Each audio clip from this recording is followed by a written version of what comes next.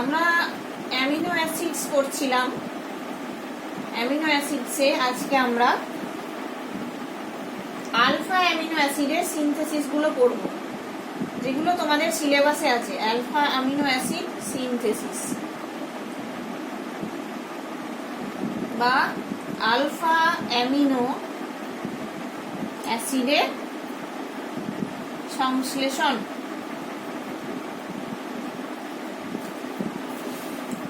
প্রথম প্রসেসটা হচ্ছে আলফা হ্যালো অ্যাসিডের সঙ্গে অ্যামোনিয়া বিক্রিয়া।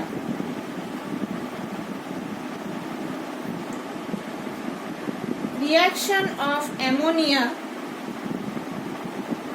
with alpha halo acids। এটা কি জিনিস? আলফা হ্যালো অ্যাসিডের সঙ্গে অ্যামোনিয়ার বিক্রিয়া করে আমরা তৈরি করতে পারি। দেখো, ক্লোরো অ্যাসিটিক অ্যাসিড বলে এটাকে, ClCH2COOH, chloro acetic acid, chloro acetic acid. এটার সাথে যদি অ্যামোনিয়ার বিক্রিয়া করি, গাঢ় অ্যামোনিয়া অবশ্যই, অ্যামোনিয়াটাই দ্রবণ, অ্যামোনিয়া দ্রবণে বিক্রিয়াটা হলে অ্যাসিড আমরা গ্লাইসিন তৈরি করতে পারি, NH2CH2COOH। এটা হচ্ছে simplest amino acid. Simplest amino acid হচ্ছে, এর নামটা কি? গ্লাইসিন।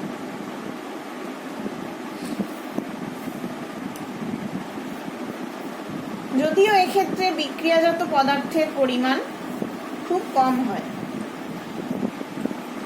সেকেন্ড সিনথেসিসটা কি?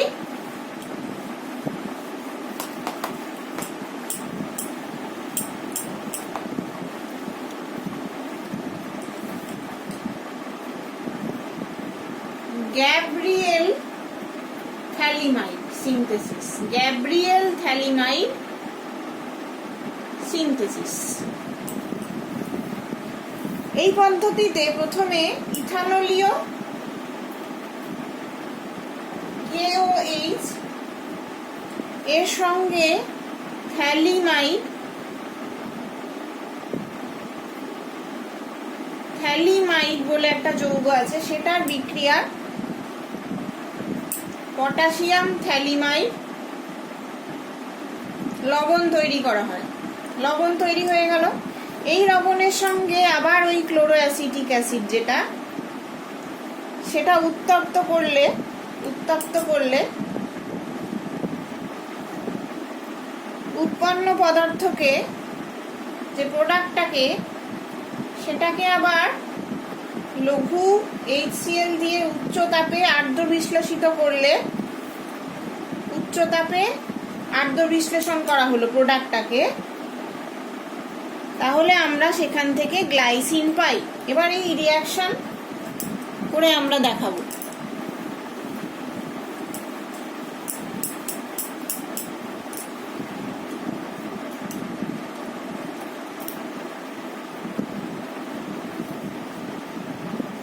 এটা হচ্ছে থ্যালিমাইড। এই যৌগটাকে বলে থ্যালিমাইড। এটার সাথে ইথানলীয় KOH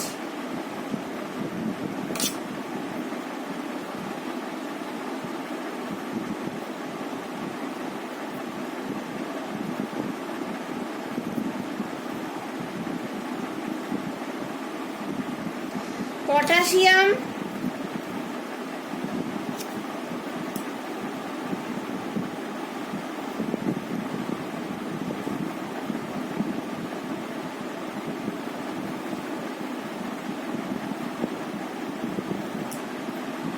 তার সাথে ক্লোরো অ্যাসিটিক অ্যাসিড এর বিক্রিয়া করলে কি হবে? এখানে ক্লোরিনটা বেরিয়ে যাবে, দিয়ে এই যৌগটা তৈরি হবে।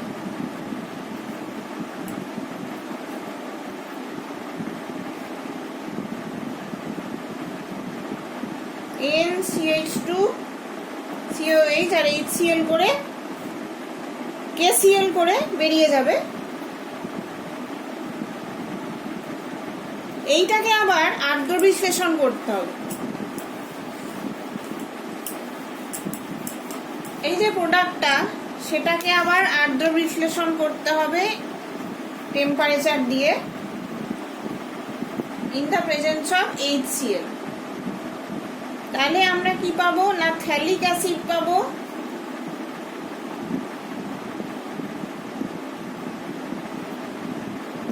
থ্যালিক অ্যাসিড প্লাস কি পাবো গ্লাইসিন। গ্লাইসিন হচ্ছে সিম্পলেস্ট আলফা অ্যামাইনো অ্যাসিড 85%। এরপর আমরা পড়বো স্ট্রেকার সিনথেসিস। এটা হলো আমাদের গ্যাব্রিয়েল থ্যালিমাইন।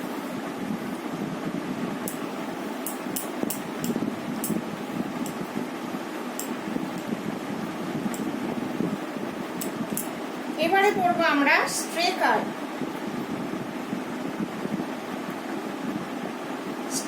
সিনথেসিস। অ্যামোনিয়া এবং হাইড্রোজেন সায়ানাইড, অ্যামোনিয়া এবং হাইড্রোজেন সায়ানাইডের সঙ্গে অ্যালডিহাইডের বিক্রিয়া করলে আলফা অ্যামিনো নাইট্রাইল তৈরি হয়। পরবর্তীতে নাইট্রাইল মূলকের আর্দ্র বিশ্লেষণের ফলে এটার আবার আর্দ্র বিশ্লেষণ করলে আলফা অ্যামাইনো অ্যাসিড পাওয়া যায়। এটা হচ্ছে জেনারেল রিঅ্যাকশন। তাহলে কি হবে, অ্যামোনিয়া HCN আর অ্যালডিহাইডের সাথে থেকে রিঅ্যাকশন করলে আমরা আলফা অ্যামিনো নাইট্রাইল তৈরি করতে পারি। এই আলফা অ্যামিনো নাইট্রাইলকে আর্দ্র বিশ্লেষণ করলে আমরা আলফা অ্যামাইনো অ্যাসিড পাবো। তাহলে এর কেমিক্যাল রিঅ্যাকশনটা কিরকম হবে,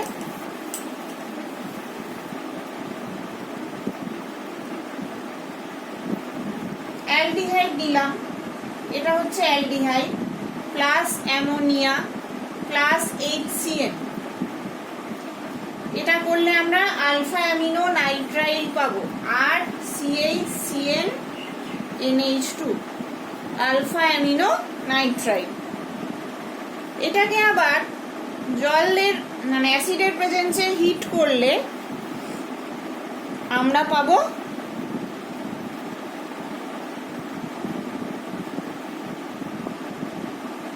alpha amino acid, alpha amino acid.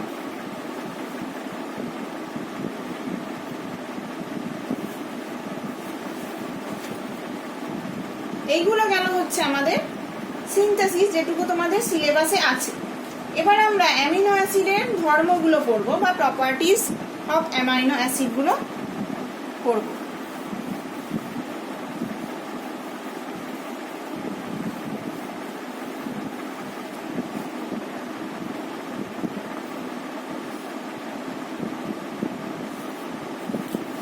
Property বা ধর্ম, ধর্মের মধ্যে একটা ইম্পর্টেন্ট প্রপার্টি হচ্ছে জুইটার আয়ন তৈরি করতে পারে অ্যামাইনো অ্যাসিডগুলো। এবারে ইন্ট্রোডাকশনটা হলো আলফা অ্যামাইনো অ্যাসিডের ক্ষেত্রে অ্যামাইনো এবং অ্যাসিড মূলকের যুগপৎ ধর্ম ও স্বাধীন ধর্ম উভয়ই বিদ্যমান। এদের গলনাঙ্ক, তাহলে অ্যামিনো অ্যাসিডের গলনাঙ্ক খুব বেশি নয়। গ্লাইসিন বাদ দিয়ে সমস্ত অ্যামিনো অ্যাসিড অপ্রতিসম কার্বন এক্সেপ্ট গ্লাইসিন। সমস্ত অ্যামিনো অ্যাসিডে অপ্রতিসম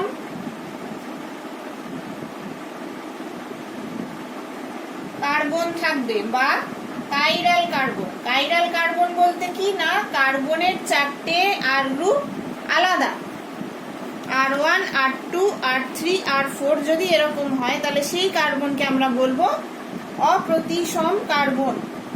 তাই সেই কারণে অপ্রতিসম কার্বন থাকার জন্য এরা আলোক সক্রিয় হয়, আলোক সক্রিয় হয়। এরা জলে দ্রাব্য কিন্তু জৈব দ্রাবকে সামান্য দ্রাব্য হয়। এরা সবাই মোটামুটি জলে দ্রাব্য হয় অথবা জৈব দ্রাবকে সামান্য দ্রাব্য হয়, বা বেশি দ্রাব্যতা থাকে না জৈব দ্রাবকে। এবারে আমরা পড়বো জুইটার আয়ন বা ডাইপোলার আয়ন।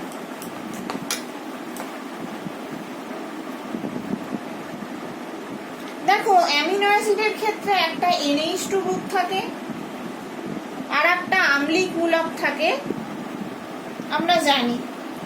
কার্বক্সিল মূলকের আম্লিক ধর্ম অ্যামিনো মূলকের ক্ষার ধর্মের দ্বারা অভ্যন্তরীণ রূপে প্রশমিত হয়,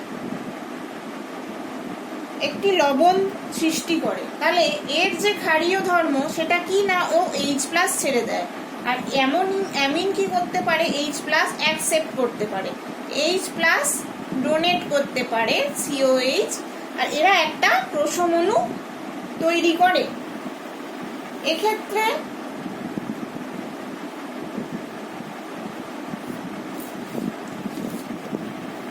জুইটার আয়নই বলা হয়। এটাকে কি বলে না, 2 আধান বিশিষ্ট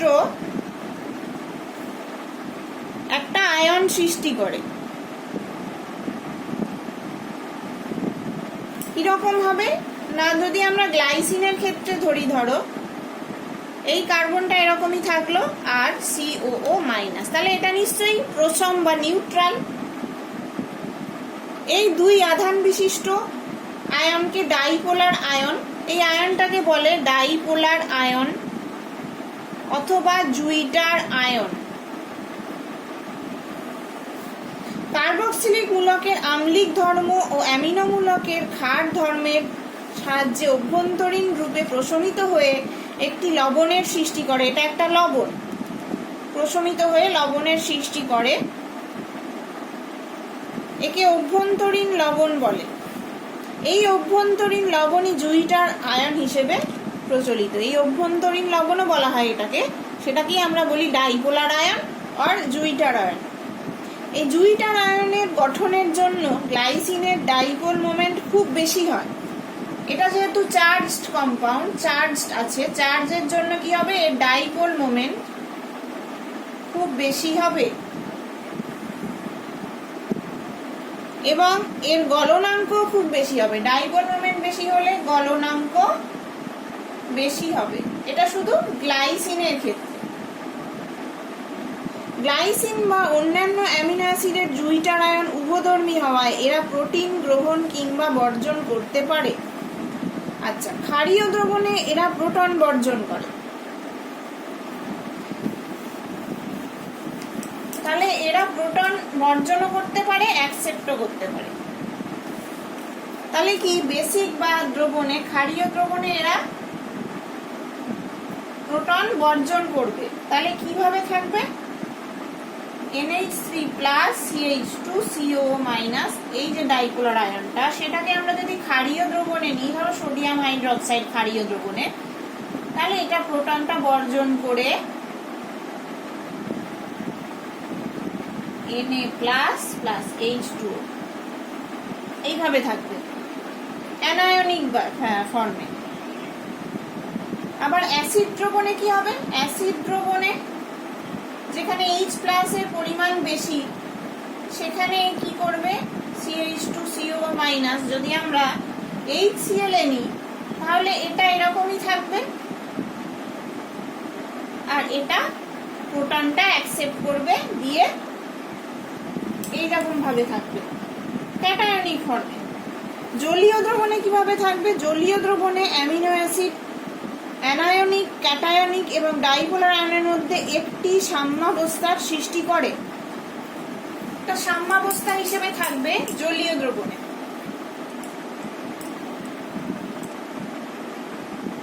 কি হবে, NH3CHR COO- বা CO2H, এটা হচ্ছে আম্লিক পিএইচ বা অ্যাসিডে আমরা দেখলাম। আম্লিক পিএইচ এ এইভাবে থাকবে ক্যাটায়নিক ফর্মে। এবারে H+ ছেড়ে একটা H+ ছেড়ে দিলে এটা আবার ওই ডাইপোলার আয়ন রূপে চলে আসবে। আবার এটা একটা ইকুইলিব্রিয়ামে থাকবে -H+ প্লাস H+ করে NH2 CH আর COO-। এটা হচ্ছে ক্ষারীয় পিএইচ এ আমরা দেখলাম অ্যানায়নিক ফর্মে থাকবে। তাহলে জলীয় দ্রবণে এরা H+ অ্যাকসেপ্ট বা বর্জন করে একটা ইকুইলিব্রিয়ামে অথবা সাম্যাবস্থায় থাকবে। প্রোটনটা অ্যাকসেপ্ট বা রিজেক্ট কোথা থেকে করছে না, জল থেকে নিচ্ছে। সুতরাং অ্যামিনো অ্যাসিডের প্রোটন গ্রহণ কিংবা বর্জনের ক্ষমতা দ্রবণের পিএইচ এর উপর নির্ভরশীল, অবশ্যই নির্ভর করে। প্রতিটা অ্যামাইনো অ্যাসিডের ক্ষেত্রে এক একটি নির্দিষ্ট পিএইচ এর মানে ওই প্রোটন গ্রহণ বর্জন ক্ষমতা সমান সমান হয়। তাহলে প্রত্যেকটা অ্যামিনো অ্যাসিডের ক্ষেত্রে পিএইচ এর মান আলাদা আলাদা হবে জুইটার আয়ন ফর্ম করার জন্য। যে পিএইচ এ কোনো অ্যামিনো অ্যাসিডের প্রোটন গ্রহণ এবং বর্জনের ক্ষমতা সমান হয় তাকে ওই অ্যামিনো অ্যাসিডের আইসোইলেকট্রিক পয়েন্ট বলে। তাহলে আইসোইলেকট্রিক পয়েন্ট বলতে কি বুঝো?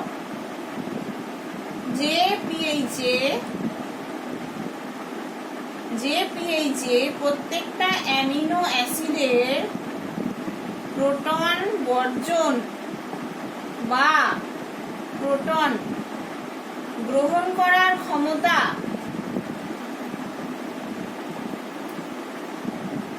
এক হয় তাকে বলা হয়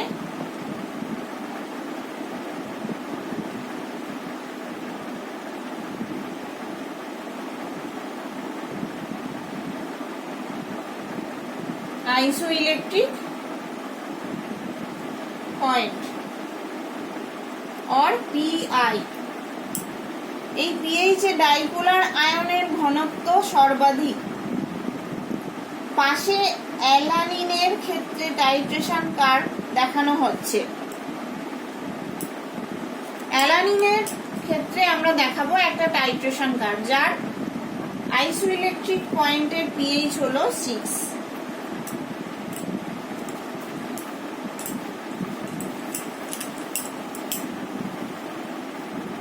দেখো আমরা এই কার্ভটায় কি পুট করছি না, ওয়াই অ্যাক্সিসে পিএইচ, এক্স অ্যাক্সিসে হাইড্রক্সাইড আয়নের কনসেন্ট্রেশন, হাইড্রক্সাইডের তুলাঙ্ক।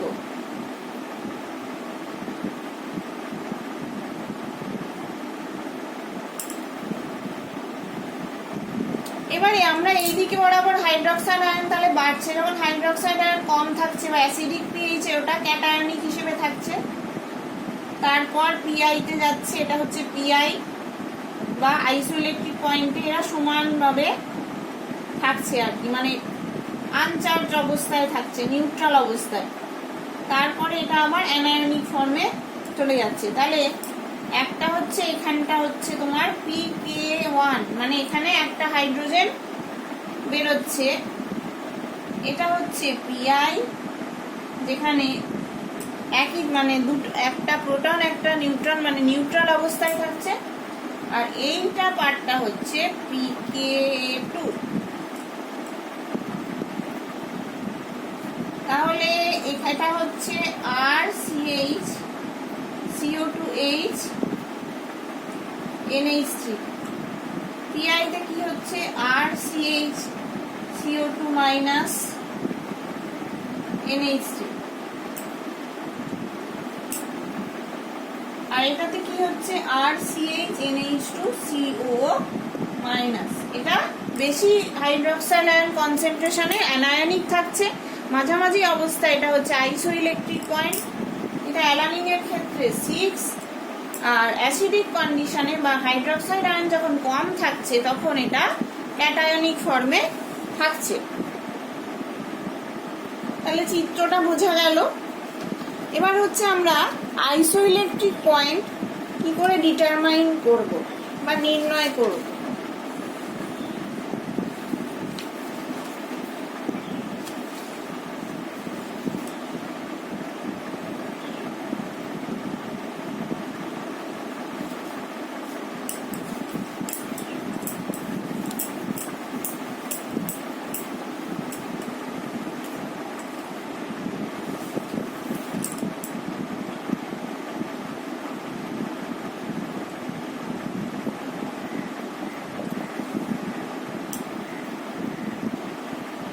যে কোনো অ্যামিনো অ্যাসিডের ক্যাটায়নিক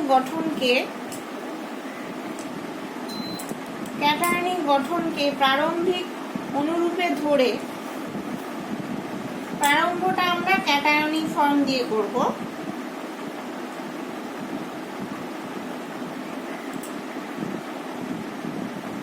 দুটো H+ আয়নে অপসারিত করা যায়, তবে দুটো আয়নায়ন ধ্রুবক পাওয়া যায়। তাহলে এটা হচ্ছে একটা H+ নিয়ে নিলে এর pKa1 করলে আমরা কি পাই না এই জুইটার আয়নটা আমরা পাই। এরপরে আবার একটা H+ ছাড়লে বা দিলে আমরা -H+ করলে আমরা এইটা পাই, অ্যানায়নটা পাই। এবার দুটো এটাকে আমরা বলবো pKa2। তাহলে দুটো আয়নায়ন ধ্রুবক থেকে pKa1 আর pKa2 গণনা করা যায়। তাহলে piটা কি হবে না pKa1 + pKa2/2। এই পয়েন্টটা আমাদের আইসোইলেকট্রিক পয়েন্ট হওয়ার কথা। যে কারণে গ্লাইসিনের ক্ষেত্রে দেখো pKa1টা হচ্ছে 2.35, pKa2 হচ্ছে 9.78। তাহলে এর পিআই কত হবে? পিআইটা হবে নিশ্চয়ই এর দুটো যোগফলকে ভাগ করে, মানে pKa1 + pKa2/2, সেটা হচ্ছে কত 2.35 + 9.78/2 সমান পাচ্ছি 6.07 গ্লাইসিনের ক্ষেত্রে। এবারে আমরা কয়েকটা অ্যামাইনো অ্যাসিডের এক্সাম্পল দেব আর তার আইসোইলেকট্রিক পয়েন্টের মানগুলো দেব।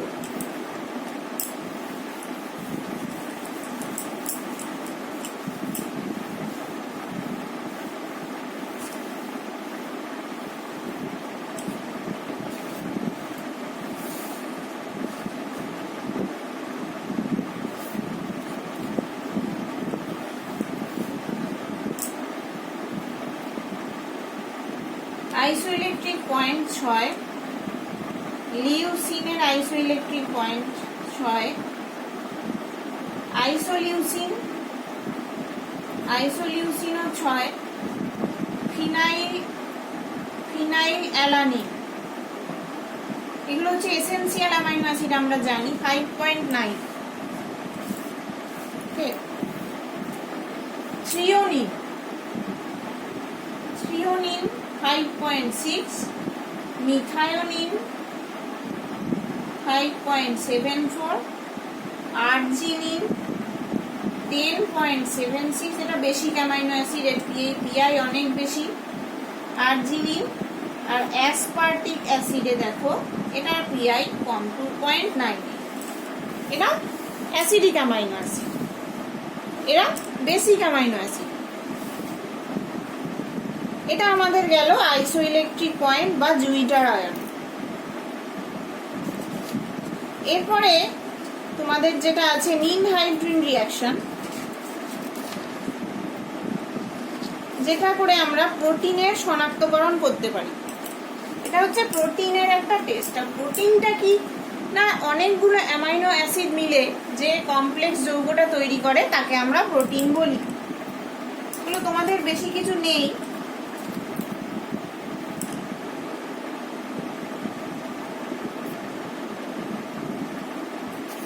নিনহাইড্রিন রিঅ্যাকশন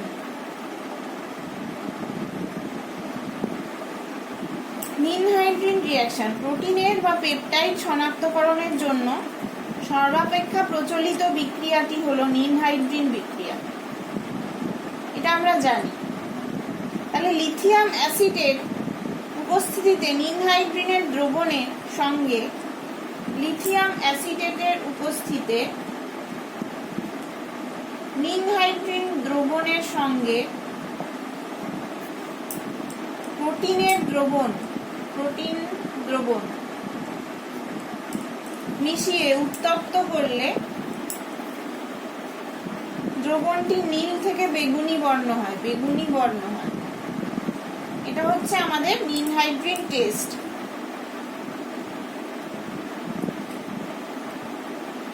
তাহলে টেস্টটা আমরা কি বিক্রিয়ার সাহায্যে করব? ধরো এটা হচ্ছে আমাদের নিনহাইড্রিন, এই কম্পাউন্ডটা।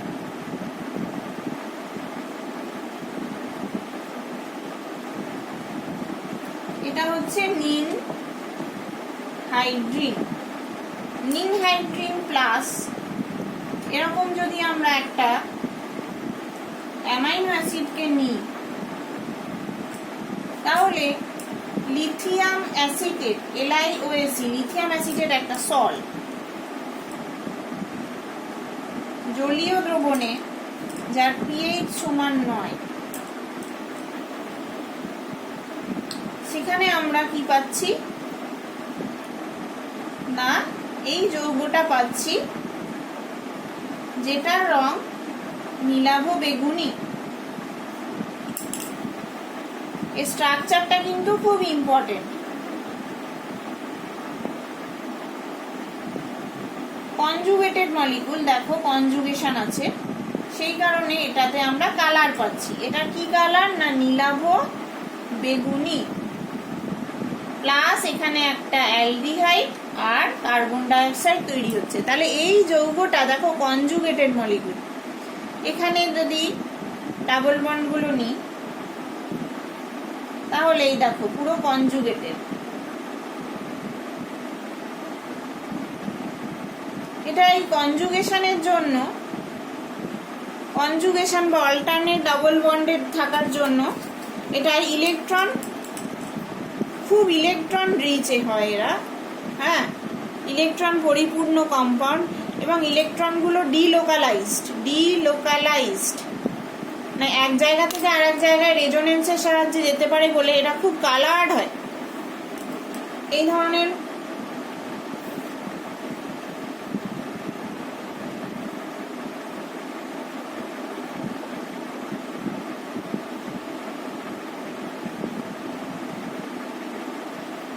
এদেরকে তাই জন্য ইলেকট্রন রিচ বলে, এদের মধ্যে কনজুগেশন আছে বলে এর যে কালারফুল কম্পাউন্ডটা তৈরি করে সেটাকে বলা হয়, সেটাকেই অধক্ষেপ করে, সেটাই হচ্ছে আমাদের প্রোটিনের টেস্ট। আমরা বুঝতে পারি যে এখানে অ্যামাইনো অ্যাসিডের প্রেজেন্সটাকে টেস্ট করার জন্য এই টেস্টটা করা হয়।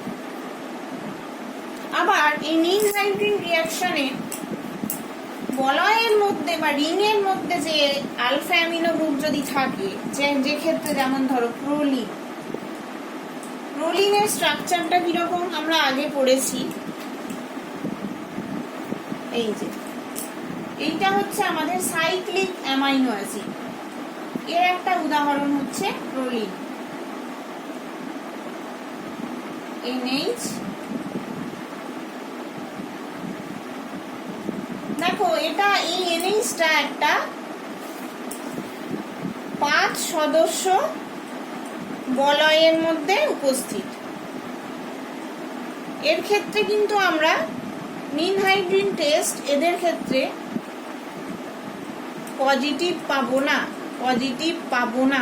এই ধরনের ক্ষেত্রে প্রোলিন বা হাইড্রক্সিক্লোরিনের আমরা কিন্তু নিনহাইড্রিন টেস্টে পজিটিভ রেজাল্ট পাবো না, কারণ আলফা অ্যামাইনো গ্রুপটা 5 সদস্য রিংয়ের ভেতরে বলে ওরা ওই কনজুগেটেড মলিকুলটা তৈরি করতে পারবে না।